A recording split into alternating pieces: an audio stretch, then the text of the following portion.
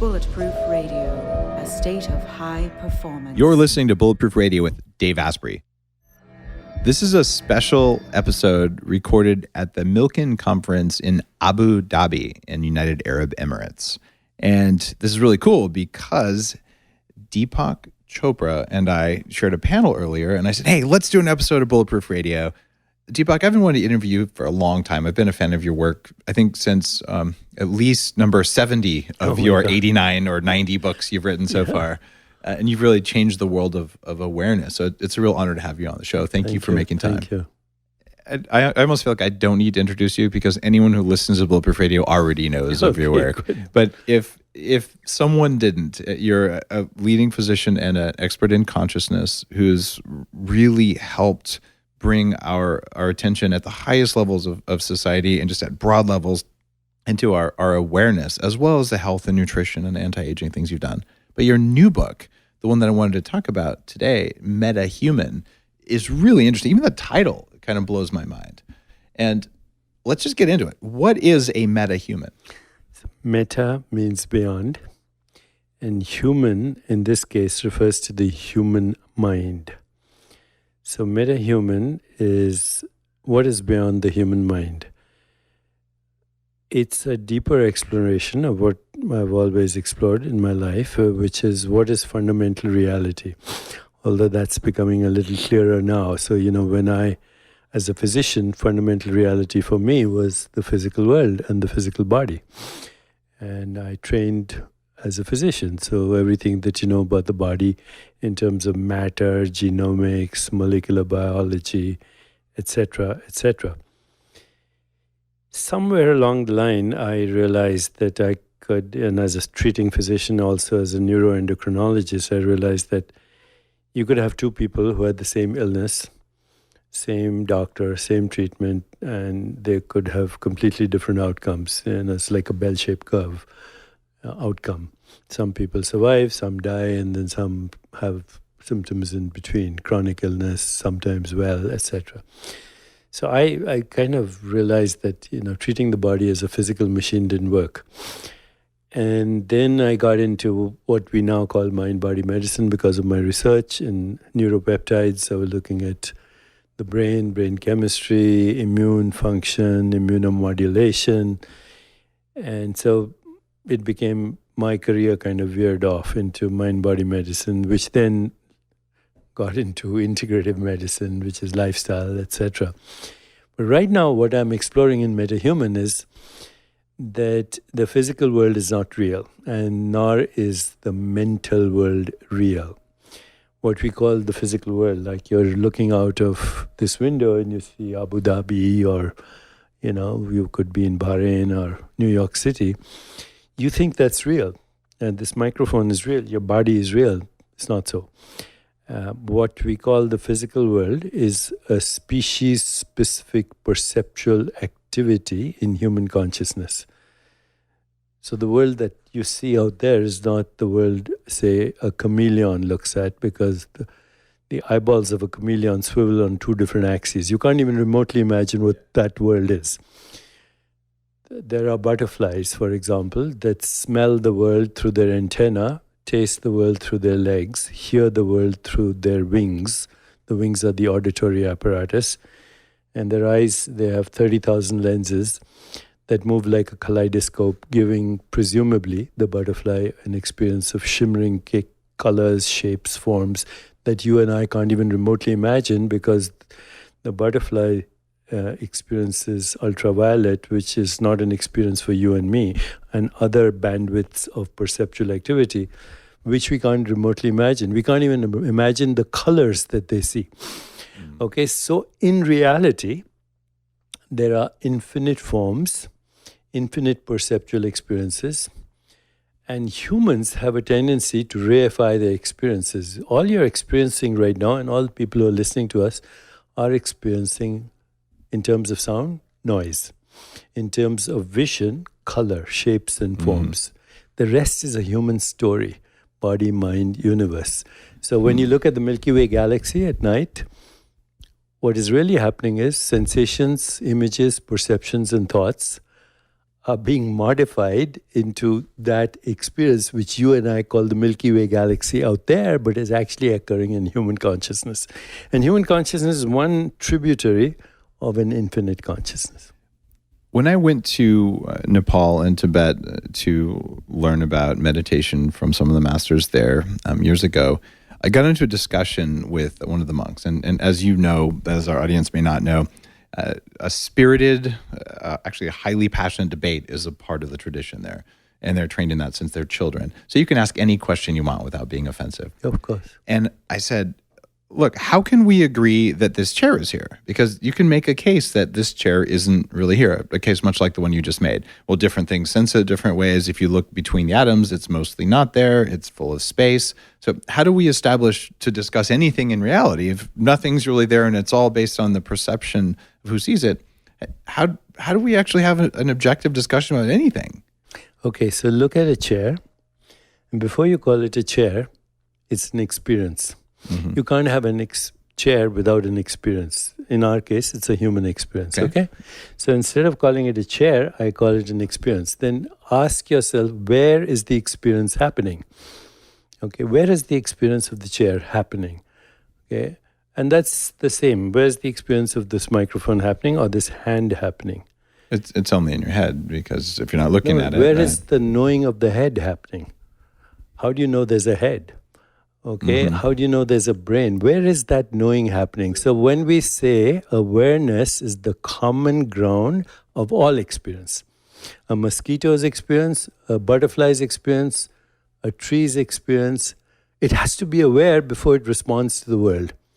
Okay? We now know that trees communicate with each other. Yeah. Honeybees go to a grove, come back and do something called a waggle dance, and every other honeybee knows exactly where to go to find that flavor of honey.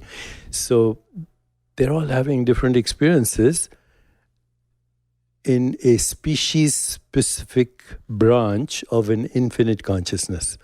Okay. Now, you and I agree that's a chair, because when you were born, you didn't think it was a chair. You didn't think at all. All you were experiencing was shapes, colors, and forms and sensations. Your parents told you that's a chair. Okay, that experience in consciousness then reified itself. Reified means it became something concrete as a reality, but in fact it wasn't. In fact, every experience, now even these words and this experience, it's a discontinuity, which means every time I look at you and look away and look at you again, I'm taking a snapshot, like a selfie or something like that. What creates continuity in the movie that we call the world is the presence of consciousness. So consciousness gives continuity to perceptual snapshots. Humans have language to express that, and they use different languages with the same meaning. So once you imbue an experience with a meaning, it becomes the world, it becomes an object. That chair is an object, we agree. But before it's an object and an experience, the experience is perceptual activity, not in the brain, because the brain is also a perceptual activity in consciousness. How do you know there's a brain? Why? Because you experience it, not in the brain. Brain has no experience, by the way. This is the biggest misconception. Ask any neuroscientist who knows what they're talking about. If I put a knife through the brain, it doesn't feel anything. Okay, so brain doesn't feel pain, it doesn't feel pleasure, it doesn't feel anything. All the brain represents is what are called neural correlates of experience, NCEs. And these are symbolic representations in the same way as this video is, in the same way as a book is. When I read Shakespeare, Shakespeare is not in the ink, but I experience Shakespeare's consciousness in the ink. So everything you see is a symbolic representation of your real self, which is a conscious agent. Now, in spiritual traditions, they call that the soul. It's not a word that cognitive scientists are comfortable with. So they call it a conscious agents. So we are in a matrix of conscious agents collectively projecting the universe, the human universe, not a butterfly universe, not a snake universe, not a bat universe. So we have this idea of an observer effect. And, correct. Quantum, in quantum science, the real quantum science, not the kind of flaky, out there, flaky, thank you, that's the right word. When you observe something, or say when something is observed, because what's observing is different, it collapses into reality. Now, if a butterfly observes the chair and I observe the chair, which one makes it collapse into reality? This is a question that should be really addressed very seriously, very seriously. Because most people, when you ask them, where is the observer? They say, it's somewhere here in my head or in my brain. So the observer is thought to be embodied. Mm-hmm. The observer is not embodied. The observer is non-local. It has no location in space-time. The body, the mind, the brain, and the universe are a unified collapse in the observer. And the observer, furthermore, is species-specific, non-local, which means it's infinite, but it can modulate itself into the experience of a butterfly or a human being or a chimpanzee or a tree. Now, the collapse, therefore, simultaneously creates, right now, the collapse function is creating this, all this, and what I'm thinking about it and what you're thinking about it. So where is that observer? You will say it's here. But here where? No location in space or time. The space-time experience occurs as soon as the collapse occurs, but the observer is not embodied. The embodiment experience is part of the collapse. Am I clear on this or not? The embodiment experience is part of the collapse. Yeah, I don't because think I get the observer, right now, you, the observer, Dave Asprey, is observing itself. Okay. Limited. You can't see your back. Right, you can't see your brain, but you're observing your body, right? Okay. You're also observing me. You're also aware of this environment. You're also aware of this. Okay. You're also aware of your thoughts, and you're trying to read my facial expressions to read my thoughts. Where is this entity? It can't be found in the body. Okay, now if I do a brain scan or CAT scan or MRI, I can see the neural correlates of that experience, just like I can see the symbolic signatures of Shakespeare by reading Shakespeare. Or I can have, your audience right now may be in Africa or India, they can have this experience, right? So actually our technology is taking us slowly into where is the observer? Observer can't be found in the body, which means, these days you hear all this thing about out-of-body experience. The actual mystery is how do we get an in-body experience? Because you're not in the body. The body is an experience in you. The mind is an experience in you. The universe is an experience in you, and the you that is having the experience is not in space-time, which means it's infinite, eternal, not subject to birth and death. Birth and death is happening in this moment. Every thought is born, dies. Every cell is born, dies. Your stomach cell die every 5 days. Your skin cells die every month. There's a program, a software program.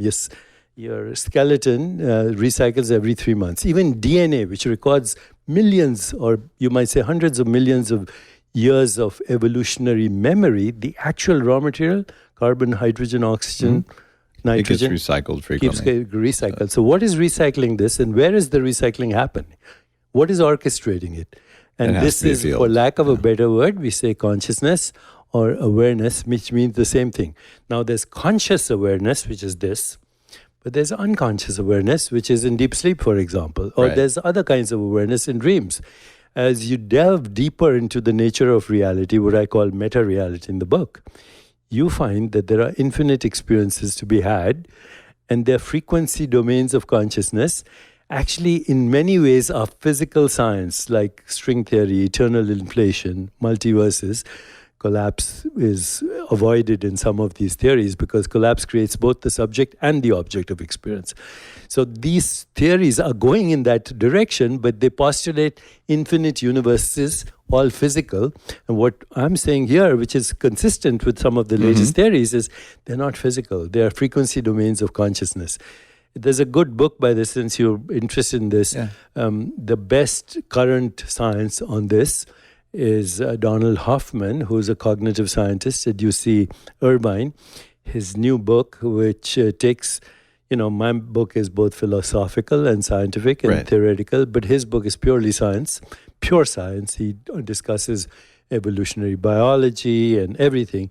His book is called The Case Against Reality. Yes. Okay, and it's a brilliant book because what it tackles is what philosophers of science call naive realism. Now, it's not meant to be insulting, but Einstein was a naive realist.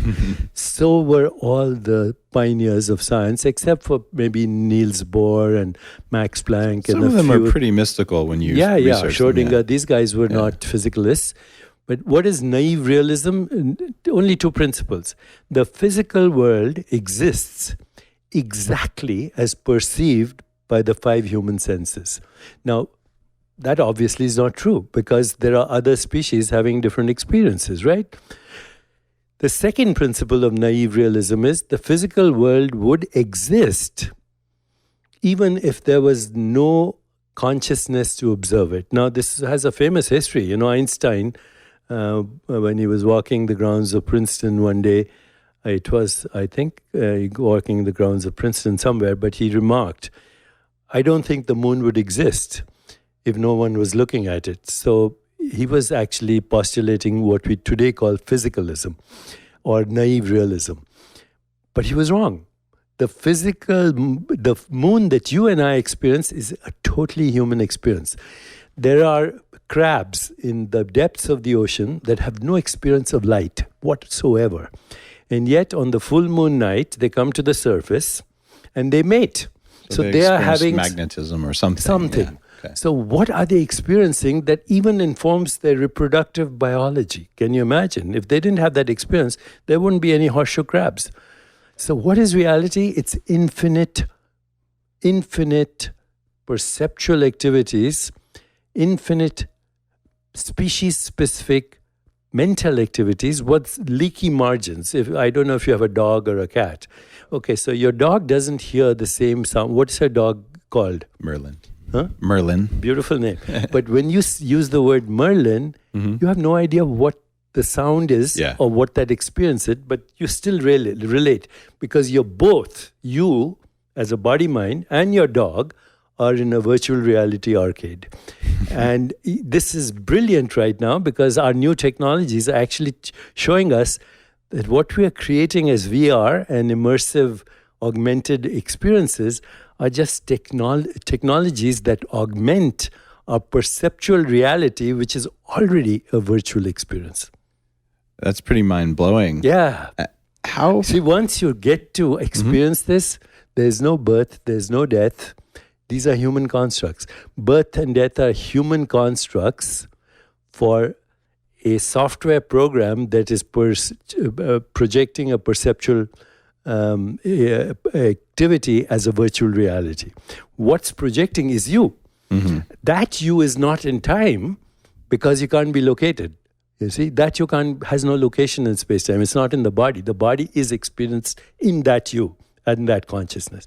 So again, to make things easy for our audience, consciousness is the knowing element in every experience, whether it's perceptual or mental or emotional or imagination, any sensation, any perception, any feeling, any thought is constantly bubbling out of consciousness.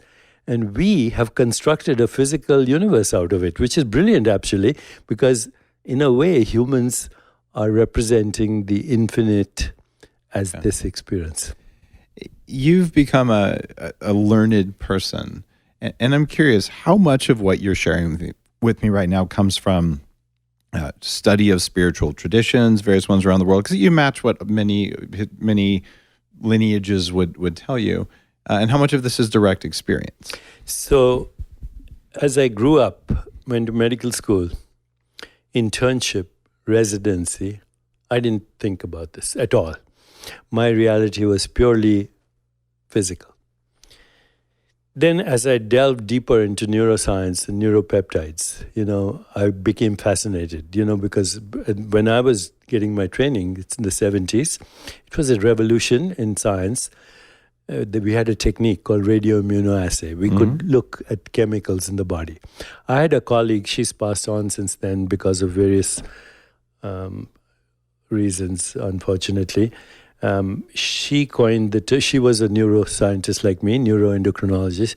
She one day said in a conversation, these things we are looking at in the lab, oxytocin, dopamine, serotonin, these are molecules of emotion.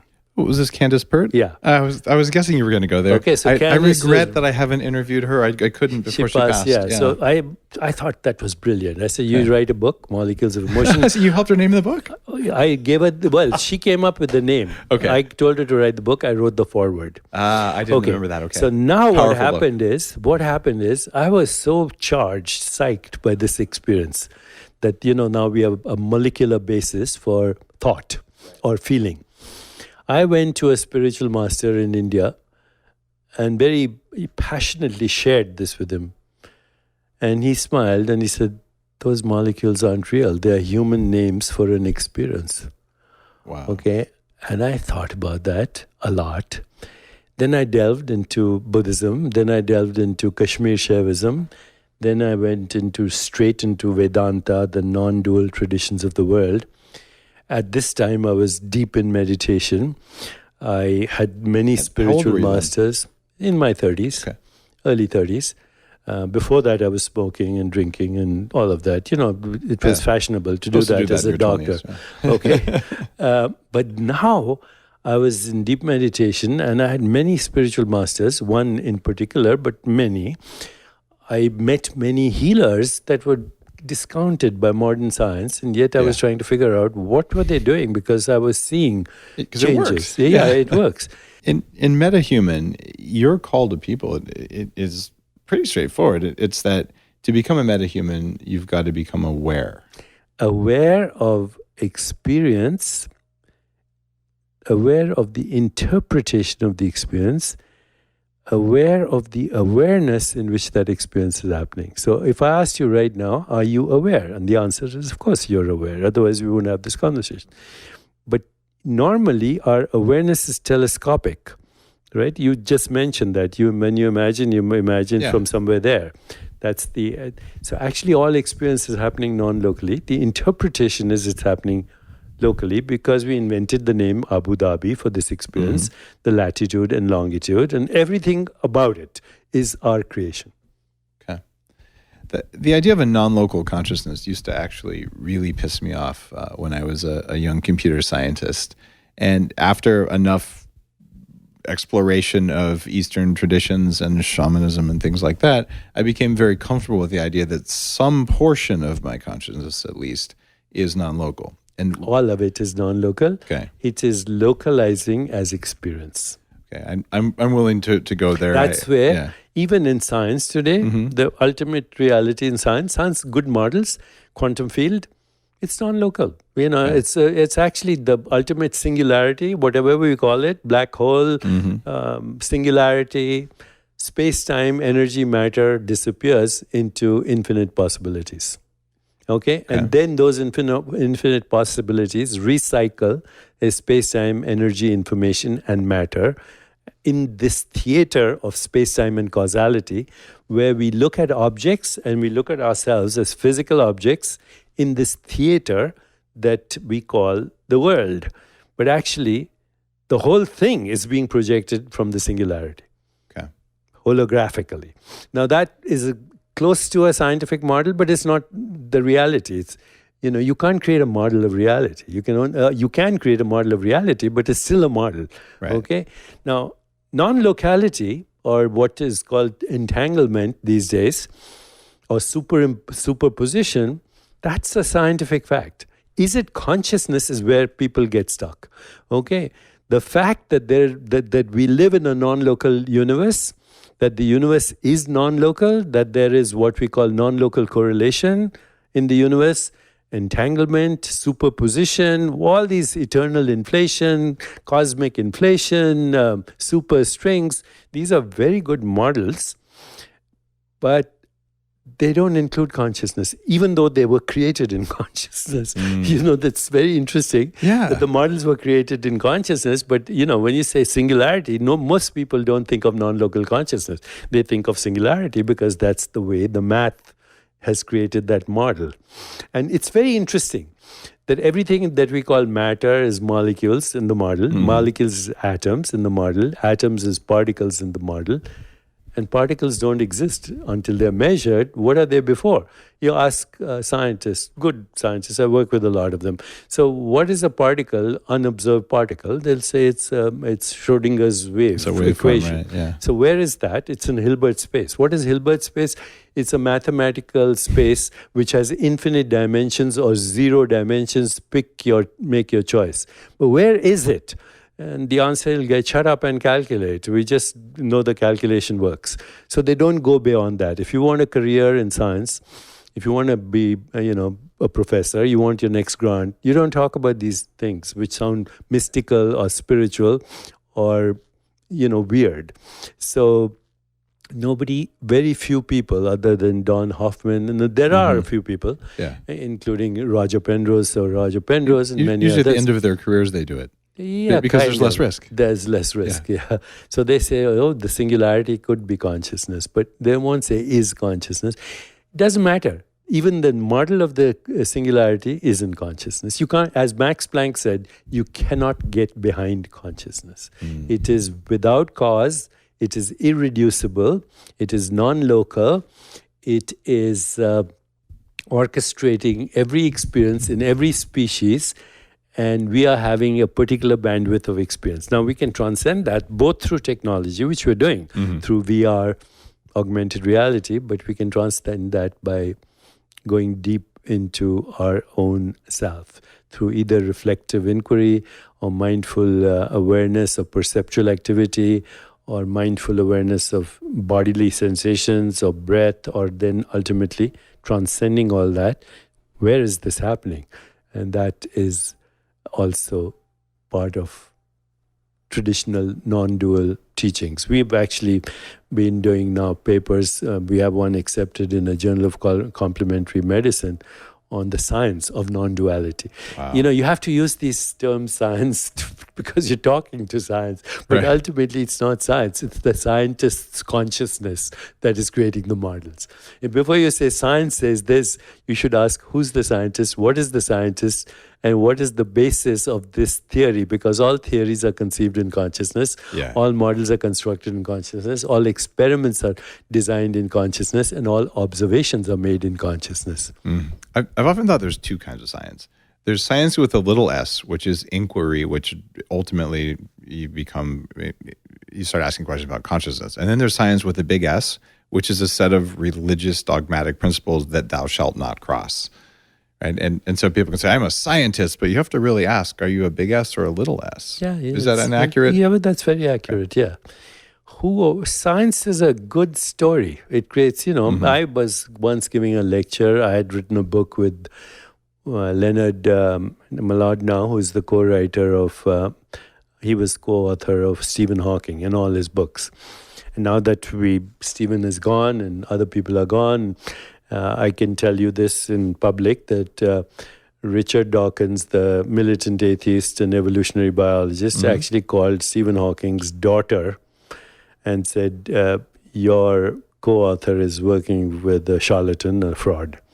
And Stephen Hawking had his daughter call Leonard and say, if you, Leonard, if you ask him, he's a little embarrassed about this, but they said, if you write this book with him, you probably won't be invited to Stephen's 70th birthday.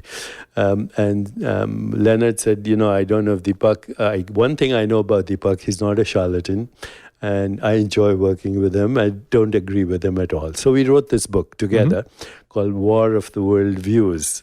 Wow. Okay, and his book was all about physical science, and mine was who or what is doing the physical science.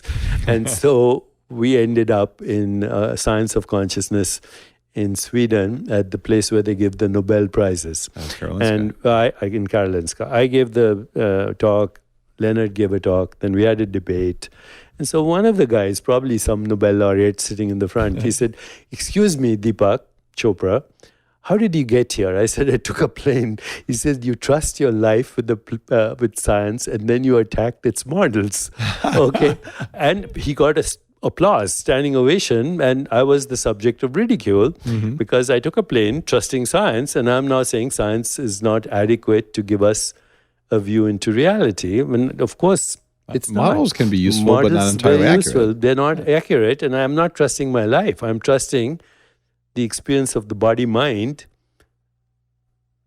to science, not my life. My life is infinite, timeless, eternal, and not bound by any experience I have. Okay.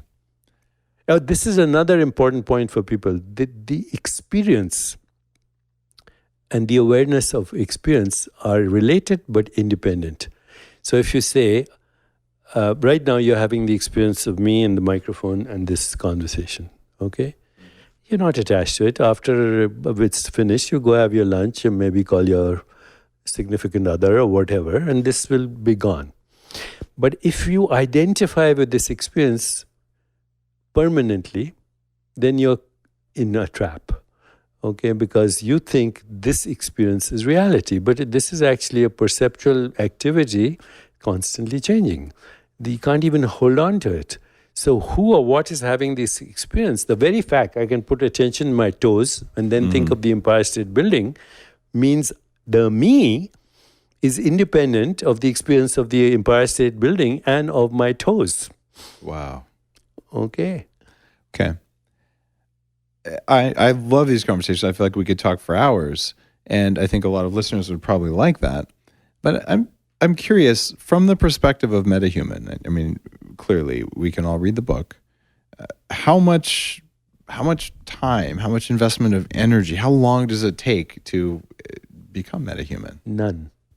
Okay. None. Is that because time doesn't exist? Yes. And you have to get in touch with that part of you which is timeless. And some people take it, it's very fascinating to me. It's like a fruit that's ripening and then one day it drops. Okay, it was the time. And then reality is no longer what you thought it was. Now, some people tap into it in a fragmented way. Artistic savants, mathematical geniuses, musical geniuses. Actually, now that I'm so intrigued by this, I actually look at these anomalies. I know a kid now who can read his mother's thoughts. So he's on a computer, mother is reading a book in the back, and he doesn't have access to what she's reading. And I have given the mother letters to read, numbers to read, actually even nursery rhymes or whatever, stories to read. He's typing them on the computer with a little difficulty because he has mind-body dysfunction, autism, etc. But he's typing out exactly what she's doing. So finally I went to him, I said, how do you do it? Simple kid. He says, I love my mother so much, I can get inside her consciousness, and then I see what she sees, and I type it out. For him, it's not a big deal. Now, of course, he has very limited access to this reality because he's on the spectrum and other realities are edited out for him. So, there's a very kind of thin line between savants, geniuses, psychotics, sages, and enlightened masters, and those who are experimenting with LSD. They're all in the same motley group. Is that something that you've experimented with? I was 17 in medical school. I had with kids from Harvard Medical School, we'd had some very intense psychedelic experiences in the 70s. This is when it was big, Timothy Leary and Richard Alpert, who later became Ram Dass, etc. Yeah, in the 70s in medical school. And then later a little bit of shamanic rituals and all of that. So yeah, I'm very familiar with what they do to the default mode network and all the stuff that happens in the brain. Bottom line, they get rid of the models. Get rid of the models. That's it. I have a question about appropriate use of those substances, and then we'll wrap up the show because I know you've got a deadline. I'm seeing some people who are saying I've done 100 ayahuasca journeys, or I'm doing. At what point do you say it's not working? What's the appropriate dosing frequency to go on one of these journeys, whether it's LSD or mushrooms? I think even one good experience is good enough. Whether it's mushrooms or psilocybin or ayahuasca or whatever. some people who have a lot of brain trauma and repressed memories are tortured by them, maybe more. I personally would say either with a very traditional shamanic expert, or these days, you have psychotherapists with very good training that I know who work at universities and have grants to look at this stuff. And it's a big revolution. Yeah. Okay. Beautiful. Deepak, I appreciate your 90th book, Metahuman.